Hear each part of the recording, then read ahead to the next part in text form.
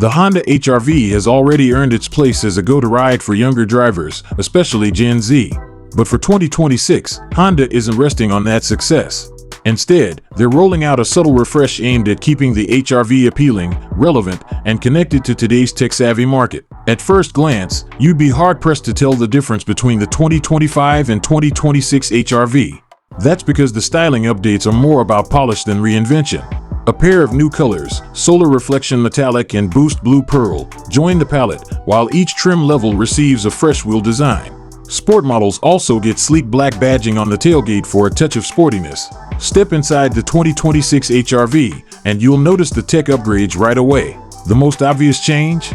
A brand new 9-inch touchscreen that now supports wireless Apple CarPlay and Android Auto, making connectivity more seamless than ever.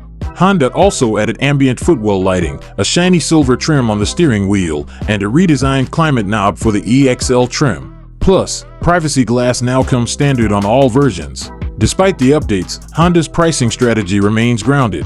The base LX with front-wheel drive starts at $27,595, a slight jump from last year. The Sport trim will cost you $29,395, while the top-tier EXL comes in at $31,445. Want all-wheel drive? Just tack on $1,500 to any trim. Overall, the price hike is modest and keeps the HR-V in the budget-friendly zone. If you're considering an upgrade, there's good news. The 2026 HR-V is already available at dealerships across the country.